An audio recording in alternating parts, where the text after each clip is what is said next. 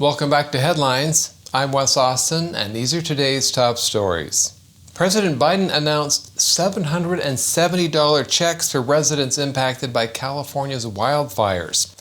The checks are meant to provide immediate relief, just like using a Band-Aid for third-degree burns. Then, the LA Times owner admitted that endorsing Karen Bass, who is the LA mayor, that it was a mistake due to incompetence. You know it's bad when the LA Times is like, we know, she's a Democrat, she's in Los Angeles, but hey, she's an idiot. Next, Jack Smith's report just came out, and he claimed that Trump would have been convicted in an election interference case if he hadn't won. Special counsel Jack Smith's report is like reading a movie review for a film that was never made. And finally, Prince Harry and Meghan Markle criticized Mark Zuckerberg's actions to reduce censorship. Now, if I want anyone's opinions on the First Amendment, it's from these two. All right, let's dive in. President Biden has announced that victims of the Los Angeles wildfires will receive one-time payments of $770 from the federal government to pay for essentials like water, baby formula, and prescriptions.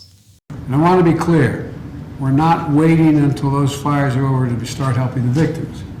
We're getting them help right now, as you all know. People impacted by these fires are going to receive one-time payment of $770, one-time payment, so they can quickly purchase things like water, baby formula, and prescriptions. Biden's $770 relief checks show his commitment to helping California wildfire victims by helping them afford a single bag of groceries. If you remember, victims of the Maui fire got $700 in relief, and victims of Hurricane Helene got $750. So at least a $770 relief check is an improvement by a whole $20.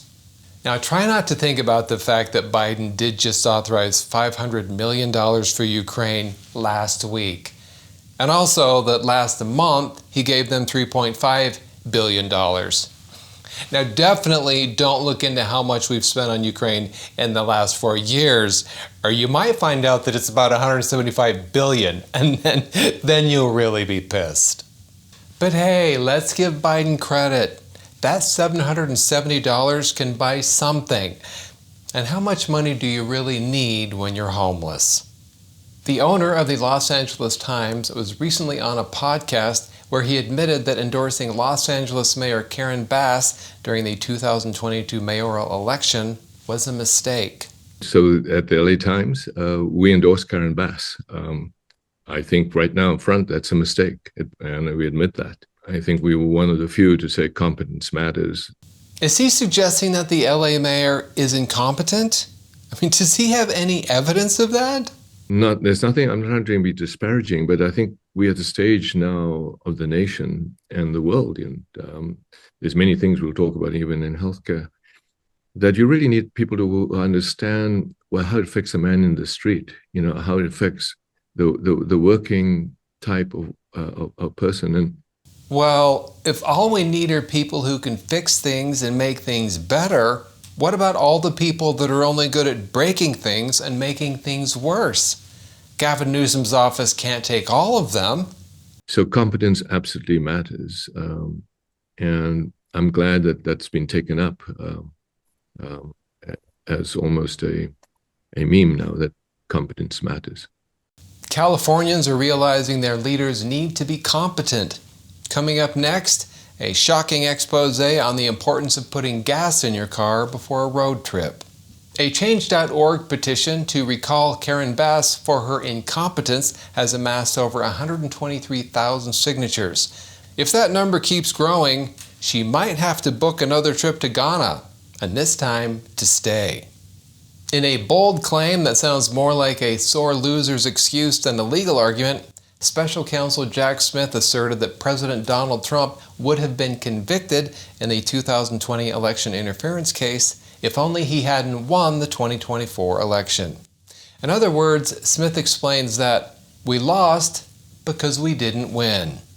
In the 174-page report that just dropped, Jack Smith said this: "But for Mr. Trump's election and imminent return to the presidency, the office assessed that the admissible evidence was sufficient to obtain and sustain a conviction at trial. That's like saying, I was going to make the winning shot, but the buzzer went off before I could throw the ball, which also happens to be the definition of losing.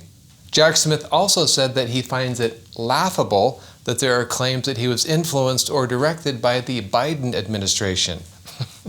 And do you know what else would be even more laughable, Jack? If President Biden forgets to give you a preemptive pardon before he leaves. In other news, in his new memoir, Jack Smith claims he also almost became an NBA player, but gravity got in the way. Prince Harry and Meghan Markle don't like Mark Zuckerberg's move to protect free speech on Meta by ditching fact-checking on its platforms. The Duke and Duchess of Sussex said this on their Archwell website. It doesn't matter whether your views are left, right, or somewhere in between, the latest news from Meta about changes to their policies directly undermines free speech.